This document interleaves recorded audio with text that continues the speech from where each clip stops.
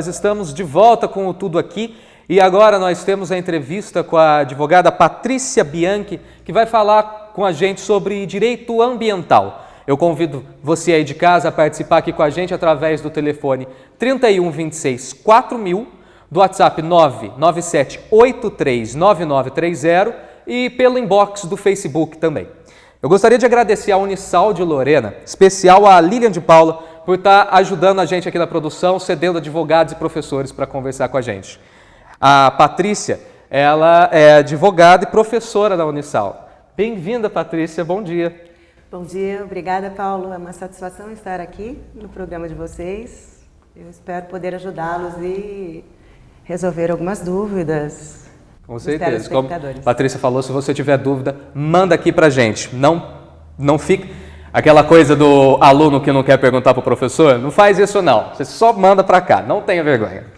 Bom, a gente vai falar sobre direito ambiental. O direito ambiental, ele regulamenta as questões relacionadas ao meio ambiente. Como que funciona isso?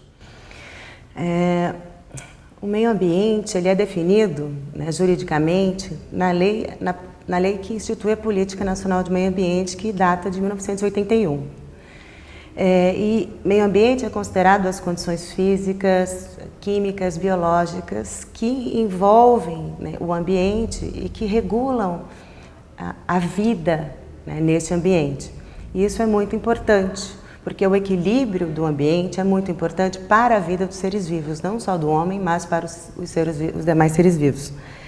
E como funciona a proteção do meio ambiente, eu acho que eu poderia falar, primeiramente, da nossa Constituição Federal, que é a lei maior, que estabelece num artigo especial, o artigo 225, que é tanto o dever do poder público quanto da coletividade a proteção do meio ambiente. Existe uma corresponsabilização ou uma responsabilidade solidária neste âmbito.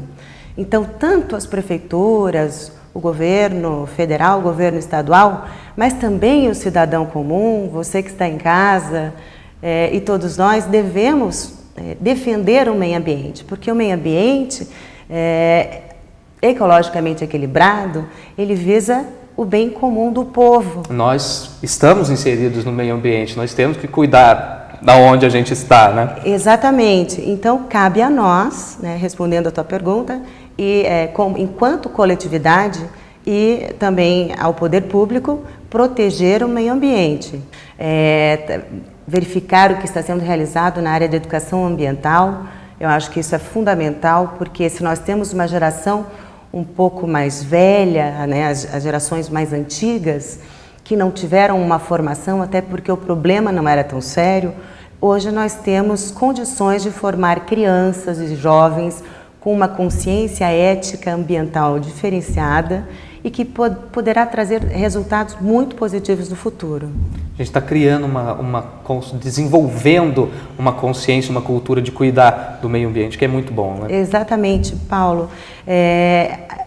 Eu sempre gosto de falar para os meus alunos que a cultura, ela é muito criticada, a cultura brasileira sempre foi muito criticada, por uma série de procedimentos antiéticos que nós temos na política e também no âmbito das políticas públicas, mas que nós temos que ter em mente que a cultura ela é um processo que está em desenvolvimento e nós somos muito responsáveis pelo direcionamento dessa cultura, dessas novas gerações que estão surgindo e que têm uma grande possibilidade de vir com uma outra ética, de incorporá-la e de ter maiores condições de assimilar todo esse conhecimento e toda essa necessidade que o mundo atual tem de frear, né, a degradação para que nós tenhamos efetivamente mais saúde, para que nós tenhamos uma vida digna,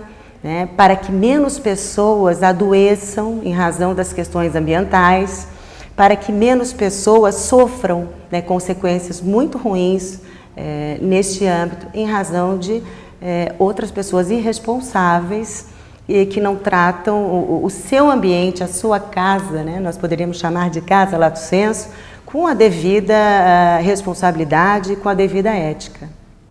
Então, Patrícia, a gente vai convidar o pessoal que está em casa para participar com a gente pelo telefone 3126 4000, no WhatsApp 997839930 e também via inbox no Facebook. Vamos falar então da questão de animais silvestres. Sim. É um crime ambiental manter animal silvestre em casa? Depende da origem do animal. Nós temos toda uma legislação que preserva esses animais e preserva a comercialização e a guarda.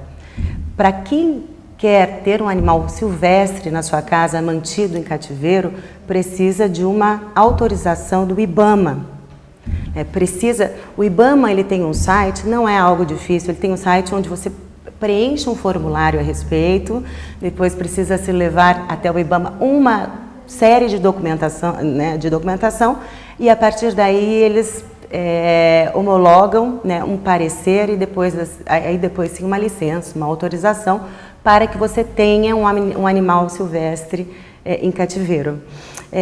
A aquisição deve ser de algum comerciante que já tenha registro também no IBAMA, porque senão essa aquisição ela é uma aquisição ilegal. Então, o que garante a legalidade de se ter um animal silvestre hoje em cativeiro é justamente a autorização do IBAMA e a procedência desse animal. Então, no próprio IBAMA, eles têm uma lista de comerciantes e pessoas que detêm esses animais para comercialização e que estão legalmente autorizados por esta entidade. Então, é possível ter animal silvestre? Sim. A resposta é sim, só que desde que tenha uma autorização e esse animal vai para a sua casa com uma nota fiscal. Então, quando você compra, e essa nota fiscal é que é a prova de que você está regular mantendo aquele animal silvestre em cativeiro. Uma dúvida, o IBAMA, ele faz alguma espécie assim de visita na casa da pessoa para ver como que ela está tratando esse animal? No caso, se for um animal em extinção, por exemplo, arara, alguma coisa, um macaquinho, né? Ele faz alguma coisa ou ele simplesmente aprova essa aquisição da pessoa e... Ele pode fazer. Por quê? Porque esses vendedores, esses distribuidores que vendem animais silvestres, mesmo autorizados, eles precisam, por lei, por uma portaria do IBAMA, manter os animais identificados e também as pessoas que compraram, adquiriram esses animais. Então, ali fica um cadastro com endereço e com todas as condições que foram estipuladas para o tratamento do animal, a orientação, por exemplo, de que ele não seja solto, porque isso seria prejudicial ao próprio animal. Então, tudo isso é por lei, ou deve ser por lei, cadastrado. Então, e qual é o propósito disso? O propósito é justamente que um órgão fiscalizador, seja o IBAMA ou um órgão do poder público, uma prefeitura, possa ter acesso a esse documento e possa efetivamente fazer uma visita. Uma fiscalização. Uma fiscalização. Estão tratando o animal. Por isso, Paulo, que eles não entrarão na tua casa aleatoriamente, porque você não tem esse cadastro. Então, eles já podem fazer essa fiscalização mediante esse cadastro com endereço e com todas as características do cliente. Patrícia, a gente tem uma pergunta de um espectador. Vamos ver. Meu vizinho vira e mexe, queima as coisas no quintal. Inclusive minhas roupas ficam fedendo. Liguei para a polícia e nada fizeram. É a Marta de Aparecida. Obrigado pela participação, viu, Marta? Como que ela deve proceder? Eu olho para lá? Pode olhar para a sua câmera. Ok. Marta, as queimadas, elas são proibidas pela Lei de Crimes Ambientais, inclusive dentro do quintal do vizinho. Não é porque é uma propriedade particular que pode se queimar folhas, madeira, lixo, borracha, enfim. Você poderia ter o seguinte raciocínio, mas aqui é uma propriedade particular e o quintal é meu. Só que a fumaça que é exalada desse material, ela sai, ela sai, passa da linha do ambiente particular. E essa fumaça hoje é considerada, dessas queimadas, fumaças tóxicas, fumaças que podem causar alergias, problemas respiratórios e uma série de outros problemas. Por isso ela é proibida. Neste caso, o que eu recomendaria, primeiro, se for possível, ter uma conversa com o seu vizinho, a fim de alertá-lo, seja pessoalmente, seja através de uma carta, né, algum tipo de algo cortês. E se isso efetivamente não for eficaz, aí sim, se você puder filmar, trazer algum indício, fotografar esse procedimento e levar a uma delegacia ou a um órgão, né, ambiental, ao IBAMA ou ao órgão estadual ambiental, e levar essa notícia, isso precisa sim ser investigado. É o que a gente estava falando no começo, é a consciência, né? Pô, você vai fazer uma queimada no fundo do seu quintal, mas a fumaça vai espalhar, vai acabar fedendo a roupa do vizinho, né? Incomodando outras pessoas, por causa de alergia também, muita gente. Eu tinha uma alergia horrível à fumaça. Isso. Eu tratei, agora eu tô bom, mas eu morava num lugar onde fazia muita queimada e era muito ruim para mim. Então é uma questão da consciência coletiva ali. Sim, e outra coisa, a autoridade competente, tanto a autoridade ambiental quanto a autoridade policial, eles precisam investigar, sob pena de corresponsabilidade. Então eles não têm opção de não investigar esse tipo de crime ambiental, eles precisam investigar, né, a fim de apurar, porque existem casos, inclusive, de mortes, né, relacionadas a questões de fumaças e de queimas, então é uma questão muito importante. Apesar de ser no seu quintal, numa propriedade privada, não existe a possibilidade de queimadas. Existem algumas alternativas. Eu tenho muita folha que eu precisaria queimar. Use essa folha para uma plantação como fertilizante, como adubo. Fazer adubo, justamente. Né? Ou existem pedaços de, sei lá, telhas e madeiras. Faça um buraco, um aterramento, ou então chame um daqueles caçambas, né? Ou se não for muito o volume de lixo, acondicione, né, esse material e mande para a coleta. Existe coleta seletiva, de tudo isso, né? Exatamente. Então existem várias possibilidades de você agir de uma forma correta, sem causar prejuízos para os seus vizinhos, para o meio ambiente, para a coletividade e para você mesmo. Então, a gente respondeu a pergunta da Marta. Se você quiser fazer como ela e mandar uma pergunta aqui pra gente, o telefone é 31 26 4000, o WhatsApp é 997 83 9930 ou através do Facebook da TV. Nós temos mais uma pergunta da Larissa de Guaratinguetá. Qual a punição para quem abandona animais em locais afastados e sem presença de pessoas para cuidar? Isso é considerado maus tratos pela Lei de Crimes Ambientais e está tipificado no artigo 32, se não me engano, da Lei de Crimes Ambientais. A pena, ela não é uma pena muito alta, é considerada uma pena de menor potencial ofensivo, mas existe sim uma sanção, né, para quem pratica abandono, para quem pratica maus tratos, né, aos animais. Essa é uma questão de extrema importância, porque nós temos hoje documentos, declarações da ONU de proteção aos animais, que está hoje no âmbito da Unesco. Nós temos, já desde a década de 30, um decreto de Getúlio Vargas que cuida da proteção dos animais. E nós temos o ápice de toda a legislação, que é a Constituição Federal de 88, a nossa Carta Maior, que traz nesse mesmo artigo 225 que eu citei, e que fala que é proibido os maus tratos aos animais, né? Não importa, não especifica se é animal silvestre, animal doméstico, então é proibido pela nossa Carta Maior esses maus tratos aos animais. E quem traz a penalização são as leis, né, que tipificam esses crimes. Então existe sim uma penalização, né? As pessoas que maltratam animais hoje e abandonam esses animais precisam ser responsabilizadas e já existe uma norma para isso. E quem tiver acesso, quem puder ver, quem vir alguém vendo um maltrato, deve denunciar. Deve denunciar. Sim, com certeza, deve denunciar sim, porque além de tudo é uma coisa horrível, né? Você pegar um animal, a pessoa vai, pega um animal para cuidar, cansa do animal, depois solta, né? A gente tem uma outra pergunta muito legal ali, o que dizer do rodeio? Maus tratos, porém ninguém faz nada, e os rodeios estão aí, visível para as autoridades. É o Rodrigo de Lorena. Obrigado, Rodrigo, muito boa a sua pergunta. Bom dia, Rodrigo. Os rodeios, eles são muito parecidos com a chamada farra do boi que existe lá em Santa Catarina, né? Que também é uma brincadeira, é algo cultural e que os animais são, em determinados momentos, maltratados e, em vários momentos também, acaba culminando até na morte do animal. Essa é uma questão muito polêmica, inclusive no âmbito jurídico.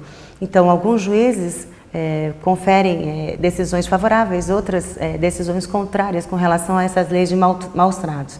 Felizmente, com relação à farra do boi, em primeira instância, né, isso foi denunciado por uma entidade que cuida dos animais e, em primeira instância, o juiz entendeu que a questão cultural prevalecia sobre a questão dos maus tratos. Só que entrou com recurso, eles entraram com recurso e aí, em segunda instância, os magistrados entenderam que não, que havia maus tratos e que estava absolutamente proibido em Santa Catarina a chamada farra do boi. Olha, que legal. Então, eu acho muito bacana que a questão da proteção dos animais, ela vem se desenvolvendo tanto no século XX, porque existem indícios de normas muito anteriores de proteção dos animais. São Francisco de Assis, por exemplo, entre outros filósofos assim, de outras épocas antigas, até alguns nomes, já falavam em proteção dos animais. Mas o fortalecimento disso veio realmente no século XX. E hoje nós temos normas incríveis e muitas vezes não só normas incríveis, mas decisões incríveis de juízes sensíveis e que se colocam a favor, né, da norma que protege o animal e muitas vezes não a favor de uma norma que é considerada uma norma cultural, que também deve ser preservada. Mas a norma cultural, ela deve ser preservada até que ponto?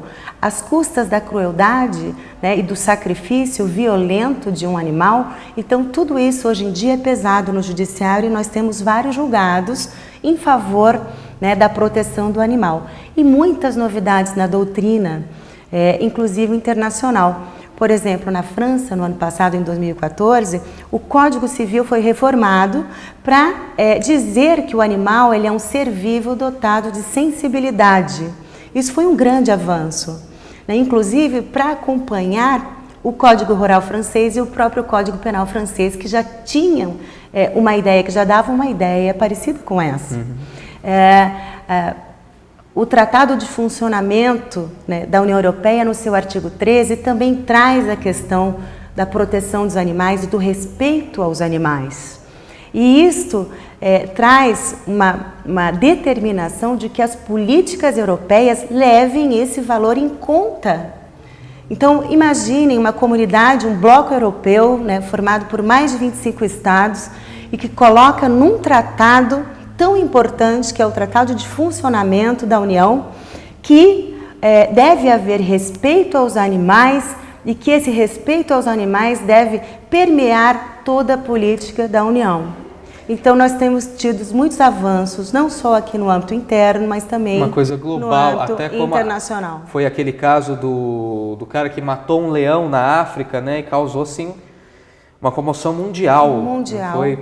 E essa questão da cultura também, que usa dos maus tratos ao animal, por que a gente não cria uma nova cultura que, né, cuide mais dos animais? Como é o caso da tourada na Espanha, né, uma cultura de muito tempo, e que agora eu li, acredito que ontem mesmo, uma ativista que pulou na areia, no meio da tourada, o touro ensandecido ali no meio, ela foi lá protestar. Então, é uma coisa que tem que acontecer, assim, mudar a cultura do maltrato para uma cultura de cuidar.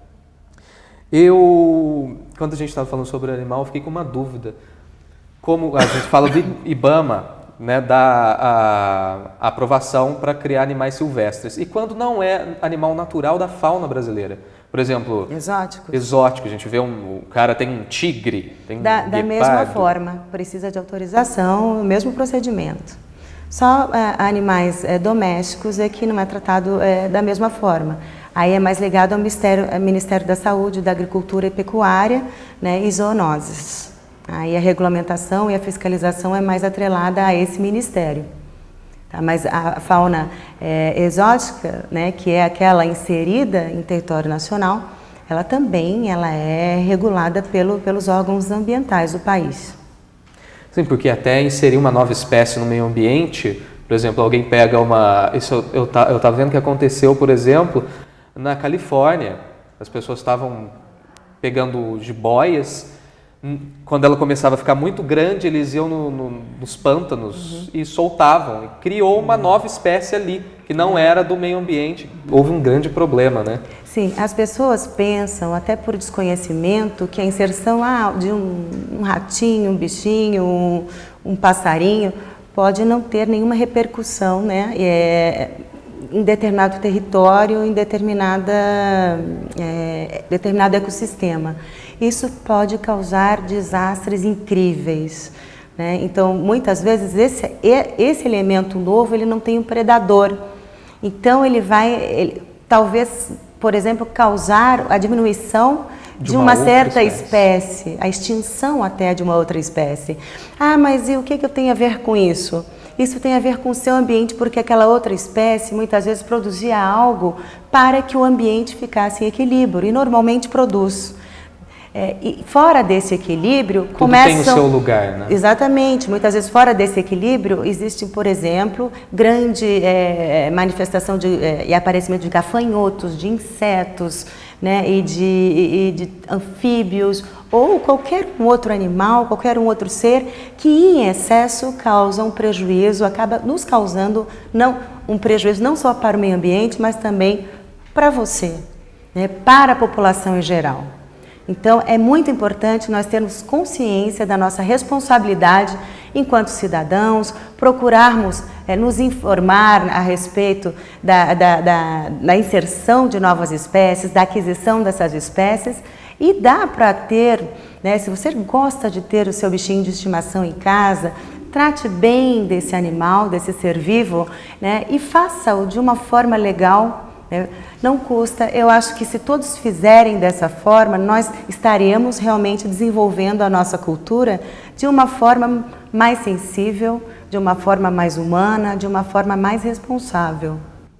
Então a gente vai convidar você de casa a mandar suas perguntas e participar aqui conosco através do telefone 3126 4000 e do WhatsApp 997839930. E também do inbox do Facebook. Agora, vamos falar sobre a questão hídrica. Ok. Né? Que hoje em dia tá em alta, né? Os níveis das reservas estão baixando.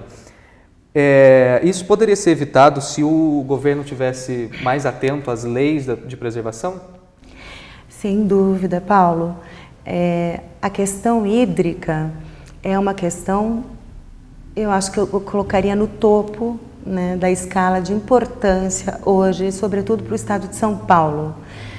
Nós tivemos uma crise muito séria, muito importante aqui na região, no estado de São Paulo, em 2014, que se estendeu até o início de 2015. E essa crise teve o mega reservatório do Sistema Cantareira, cuja administração é da Sabesp, que teve um nível de água o pior possível desde que ele foi criado, acho que em 1974, não lembro exatamente a data. Mas foi o pior nível, foi a maior seca que nós tivemos assim, de todos os tempos. E as causas são múltiplas. Primeiro, porque nós tivemos poucas chuvas durante o período, né? Mas nós não podemos culpar apenas as chuvas. Também é atribuída uma má administração da própria Sabesp e do próprio poder público com relação a toda a situação, a administração dessa situação. E também um dos fatores importantes é o próprio desmatamento. Outra coisa que é importante, que as pessoas deveriam entender, e sobretudo as pessoas que estão, né, no poder público, é que desmatamento, recursos hídricos, qualidade do ar estão completamente, absolutamente interligados. Não se trata hoje, não se deve tratar de recursos hídricos sem pensar em mananciais que tenham matas ciliares, que tenham vegetação que possa mantê-los. Quando existe um manancial, né, e que é desmatado, não é preservado o que a lei manda, né, aquele espaço, isso acaba secando esses rios vão se tornando, né, diminuindo até tornarem-se, por exemplo, riachos, sem falar na poluição desses recursos hídricos. Então, a solução não é uma solução simples, não é uma solução única, ela é de caráter sistêmico. Os políticos e os administradores públicos precisam pensar o problema hídrico de uma forma sistêmica.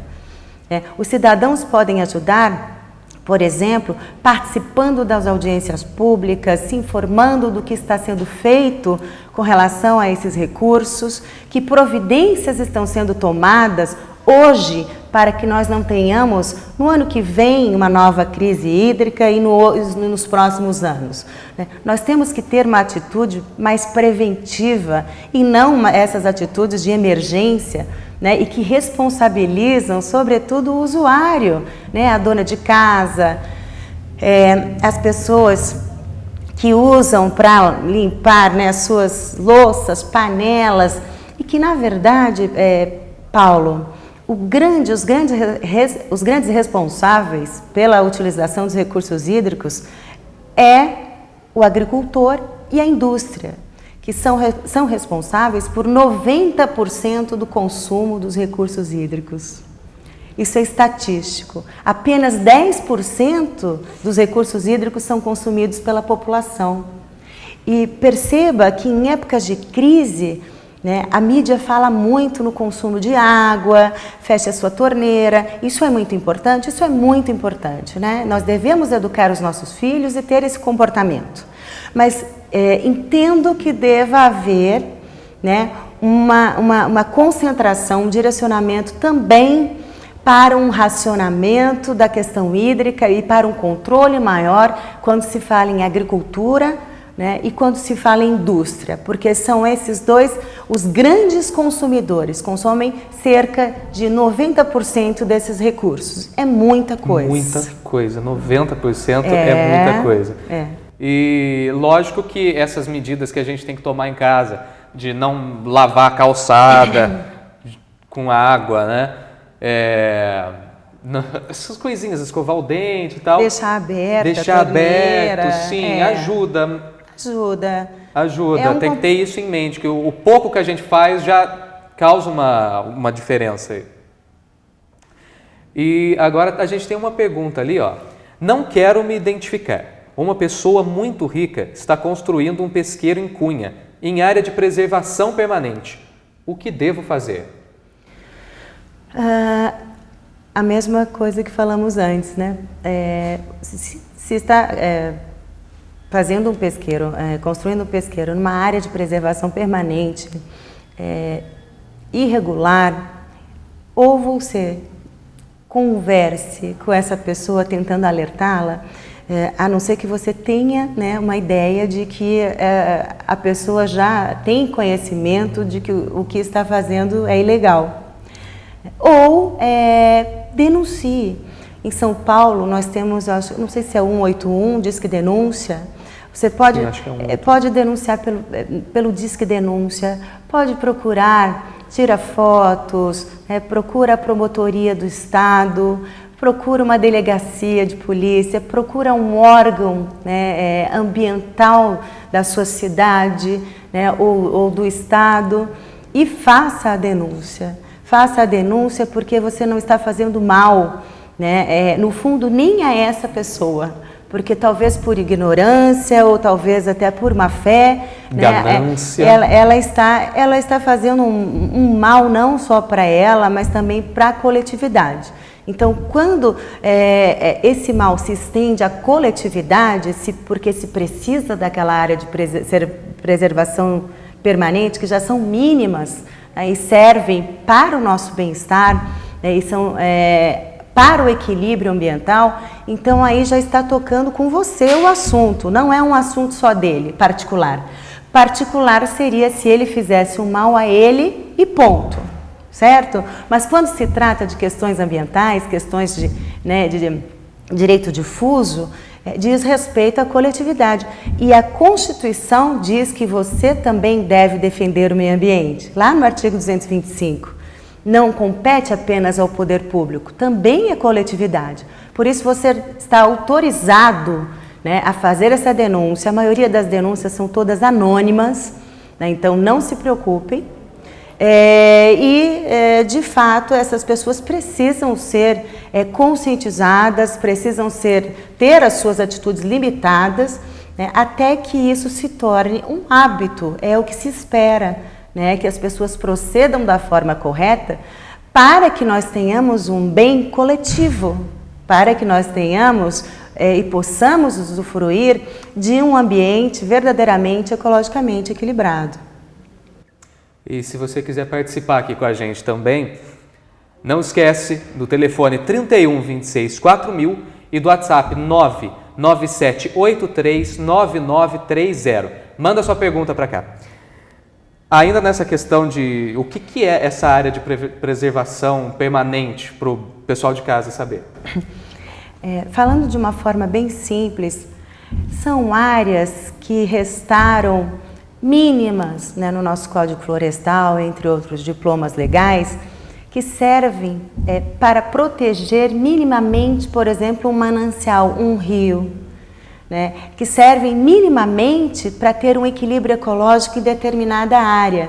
Né? Então, o poder público, mediante lei, estipulou determinadas áreas que precisa ter vegetação, que precisa ter determinado tipo de vegetação, né, para que exista um mínimo de equilíbrio, para que possa, por exemplo, acolher e servir de morada para animais silvestres, para a biodiversidade, para que o ar fique com uma qualidade maior, para que a água tenha uma qualidade maior. É a função dessas árvores também proteger o solo, proteger os recursos hídricos. Nós estamos tendo problemas seríssimos com relação não só à escassez, né, dos recursos, mas com relação à poluição dos recursos hídricos, com dejetos que são lançados, né, doenças que antigamente não eram tão numerosas, como cânceres, deformações congênitas. Então, tudo isso tem muita ligação, uma ligação muito forte com a utilização de agrotóxicos, né, com o desmatamento, e que acaba diminuindo, né, os rios, e a poluição acaba aparecendo mais. Então, tudo isso contribui para a diminuição da qualidade de vida. E se você pensa que você não é atingido por isso, eu lhe digo que você é, de uma forma ou de outra, atingido, porque essas águas chegam na sua torneira, porque esse ar chega no seu pulmão, né, e todos esses animais que muitas vezes, o que é desmatado, ficam desabrigados, eles procuram outros lugares, se proliferam mais ou menos ou se extinguem. Então isso é uma perda muito grande, né, para o equilíbrio ecológico e para cada ser humano individualmente. Sim, e vamos falar que quando a gente vê um crime ambiental, tem que denunciar. Tem. É a mesma coisa de ver, por exemplo, um assalto na rua. Uhum. Né? Se você viu, denuncia, faz alguma coisa. Não dá para se calar numa situação dessa. A gente tem ali no TP, uma pergunta? Vamos ver. Uma das maiores reservas de Mata Atlântica do Brasil está em Piquete. A Imbel preserva a mata porque ela ajuda a diminuir o impacto em caso de explosão. Como é previsto essa questão das empresas em relação à preservação? O Carlos de Lorena que está perguntando. É uma empresa que... Baixa para a gente de novo. Vamos ler de novo. Uma das maiores reservas de Mata Atlântica do Brasil está em Piquete. a Imbel preserva a mata porque ela ajuda a diminuir o impacto em caso de explosão.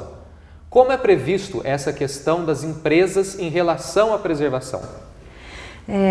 Algumas empresas, elas fazem alguns ajustes, eu não sei se é exatamente esse o caso, com o poder público, de que elas podem poluir, né, desde que preserve determinada mata, determinado lugar. Na verdade, existe uma compensação ambiental, né? É questionável sobre o ponto de vista de alguns autores, algumas pessoas entendem, puxa, existe uma permissão para poluir, mas existe uma compensação, né, que tenta mitigar ou que tenta, pelo menos, equalizar a questão da poluição.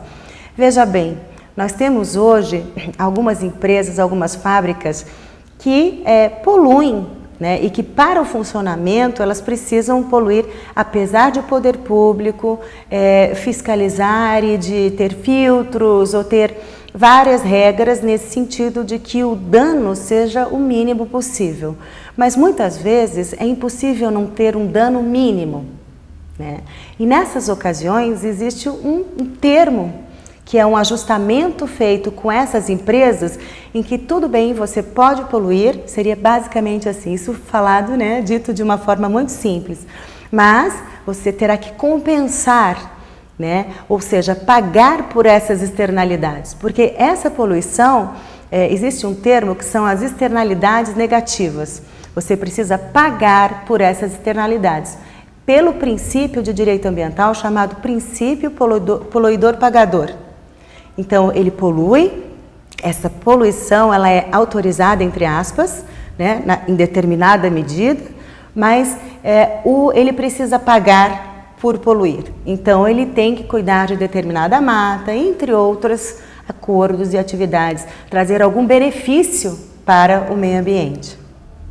É o caso dessas empresas que fazem reflorestamento, né? Isso, exatamente. E no caso, por exemplo, aquelas empresas que soltam uma fumaça fedida, incomoda os vizinhos, incomoda às vezes uma cidade inteira, é possível tomar alguma atitude? É possível, né? O ideal é que haja uma fiscalização e que tipo de dano está sendo provocado por essa fumaça, né? Se verificar a licença dessa empresa e ver se estava estabelecido nessa licença, nessas condições de que haveria esse nível de poluição, e o poder público tem sim o poder para impor limites, para impor ajustes, por exemplo, para que se minimize esse dano com relação a essa população. Nós vamos convidar o pessoal de casa a participar aqui com a gente, lembrando que o número é 31 26 4000, o WhatsApp é 997 83 9930. E a gente também tem o Facebook, pode mandar lá via inbox. Temos uma outra pergunta. A senhora falou de compensação. Quer dizer que a lei é falha? Porque compensando ou não está prejudicando a natureza? É a pergunta da Marília de Pinda. Marília, boa pergunta. Não quer dizer exatamente que a lei é falha. É que existem vários bens jurídicos, existem várias questões que precisam ser equalizadas, que precisam ser ponderadas. Nós temos, por exemplo, o âmbito social, o âmbito ambiental e o âmbito econômico. Então, a melhor política é uma política que consegue conciliar todos esses âmbitos. Então, se nós começarmos, por exemplo, a não ter um desenvolvimento econômico ao menos sensato, ou um desenvolvimento econômico que nos traga uma certa estabilidade, em razão de questões ambientais talvez muito rígidas, também seremos prejudicados num outro âmbito. O ideal é que indústrias poluidoras não se estabeleçam em nosso país. O ideal é que as indústrias se ajustem às regras rígidas, né, com relação às questões ambientais. Nós estamos num processo. O Brasil ele tem evoluído e espero que evolua ainda mais nesse sentido. Por exemplo, ultimamente saiu uma notícia de que na Dinamarca agora não se utiliza agrotóxicos na agricultura. Agora foi por lei instituída a agricultura orgânica. Eu achei fantástico. Então, nós podemos evoluir muito ainda, muito. Mas para que nós não tenhamos que varrer todas essas indústrias, poluidoras, mas às vezes nem tanto, elas ao menos precisam pagar por essas externalidades negativas. Foi um meio em que o poder público encontrou de manter a nossa economia ativa e também de responsabilizar esses agentes a fim de que eles também tomem providências para evoluir nesse sentido. Então, não que a lei seja propriamente falha, é que as políticas públicas gerais, elas envolvem não só a questão ambiental, mas a questão social e também a questão econômica. Nós temos mais uma pergunta, é do Marcos, da cidade de Lorena. Em relação à plantação de eucaliptos, as empresas retiram as plantações boas para utilizar nessa plantação errada. O caso por exemplo, as margens, principalmente aqui da Dutra, quando vem de Cruzeiro para Lorena, você vê aquele monte de eucalipto. E o eucalipto é uma coisa que depois quando corta, ele destrói o solo. Essa é uma questão importante. É uma questão, talvez, em que a questão econômica se sobrepõe à questão ambiental. Eu acho particularmente muito triste. Nós sabemos que o eucalipto é uma planta que ela destrói o solo. Onde tem eucalipto não tem nenhum outro tipo de vegetação. Fora isso, os agrotóxicos, os aditivos químicos que são utilizados nessa plantação são fortíssimos. Então contamina o solo, contamina os recursos hídricos. Isso chegará um dia em nossa torneira.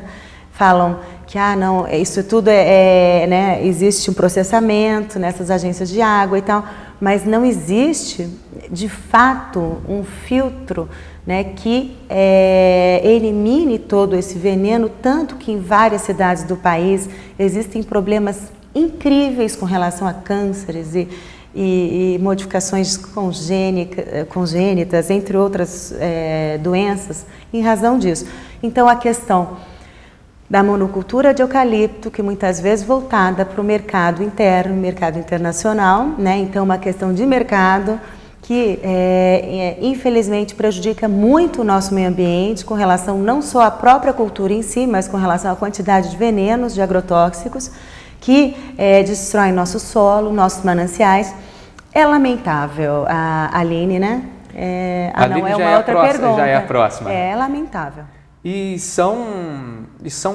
essas plantações de eucalipto são em áreas muito grandes, vai ser um impacto, a hora que cortar e ficar, imagina, morros e mais morros. Sim. Descampados sem vegetação, vai causar um impacto muito grande. É por isso que eu falei que nós devemos ter uma política preventiva, e olhar um pouquinho adiante e pensar o que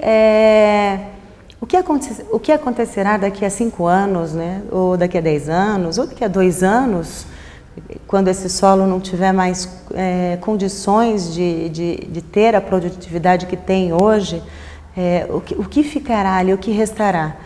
Então, as políticas públicas, não só ambientais, mas as políticas de governo devem levar em conta as gerações futuras, e muitas vezes um futuro até imediato. Um futuro bem próximo. E se sentirem incorporadas nisso tudo, não só nos ganhos que tem, os ganhos econômicos, mas as perdas sociais, as perdas em saúde, o mal que se faz a tanta gente. Eu acho que tudo isso deve ser incorporado nessas políticas, deve ser pensado de uma forma mais sensível e mais preventiva em termos de políticas ambientais. Agora a gente vai para a pergunta da Aline, que é de Pindamonhangaba. Existe um conflito entre economia e responsabilidade ambiental. A justiça está preparada para lidar com isso? Em alguns casos, em vários casos, a justiça ela ela atende muito bem a questão ambiental e não só a questão ambiental, mas a questão social, porque elas estão muito atreladas. Eu falei do exemplo da farra do boi, né? Eu tenho um exemplo, por exemplo, de uma universidade lá no Rio Grande do Sul, em que, agora falando da questão dos maltratos, e que o aluno ele falou que não faria experiências em laboratórios com os bichinhos. Animais. E ele queria se formar, ele entrou na justiça, ele se formou efetivamente, né? Deram razão de causa a ele, porque a argumentação é que era desnecessário. Então a justiça se posiciona em razão do meio ambiente por diversas vezes. Na minha cidade, em Imbituba, a questão também de construção em áreas de APP, né? A juíza também se posicionou a favor, né, do meio ambiente, a favor da coletividade. Então, muitos julgados estão sendo nesse sentido. Nós estamos evoluindo cada vez mais para uma cultura mais evoluída, uma cultura mais diferenciada, mais sensível ao meio ambiente, às questões mais modernas, né? As pessoas estão ficando mais conscientes nessas questões. Mas é claro que o ambiente jurídico é um ambiente político também. Quanto mais nós aumentamos o nível, né, sobretudo nas nossas cortes supremas, são cortes mais políticas, né, do que propriamente juízes de primeiro grau, são considerados assim. Então existem influências, né, lobbies e influências, então essa questão fica um pouco mais delicada. Então não dá para dizer para o telespectador, para a Aline, que nós estamos preparados para lidar com isso, exatamente preparados. Mas, Aline, o que nós temos é uma gama de juízes, é um grupo de juízes de primeiro grau, que eu gostaria de parabenizá-los, que estão se informando, se atualizando e tendo uma visão de direito muito mais moderna, muito mais consciente, uma visão de direito muito mais responsável e estão tomando decisões fantásticas, louváveis, com relação a vários temas que envolvem economia e questões ambientais. Então, a gente vai encerrar aqui essa entrevista que eu adorei, achei ótimo, muito esclarecedor. É um assunto muito... A gente vai fazer uma última pergunta antes. Ah, tá ok, ó. Em Pinda existe a possibilidade de voar de balão. Isso é errado? É o Jefferson tá perguntando. Jefferson, soltar balões, enfim, é uma prática que é proibida pela nossa legislação, é um crime, inclusive. Porque existem riscos, né? Riscos de queimada, muito risco para as pessoas. Então, quando existe uma criminalização, é porque o Estado ele não permite, ele não se responsabiliza por essa prática, tamanho o risco que a população ou a própria pessoa que pratica a atividade estaria correndo. Então, só para te responder, é ilegal. É considerado um crime pela Lei de Crimes Ambientais e não façam isso, não soltem balões. Então, agora sim a gente vai encerrar essa entrevista maravilhosa que a gente teve aqui com a Patrícia Bianchi. Queria pedir para você deixar seu contato. Bom, quem tiver interesse pode me procurar no Facebook, que é Patrícia Bianchi, ou por e-mail, Patrícia N de navio Bianchi, tudo junto, Patrícia N Bianchi, @gmail.com. Ok, muito obrigado, Patrícia, de verdade. Eu que agradeço, uma satisfação estar aqui com vocês. Muito obrigada, Paulo. Obrigado. E agora nós vamos encerrar esse bloco, porque no próximo a gente tem culinária e jornalismo. Voltamos já já.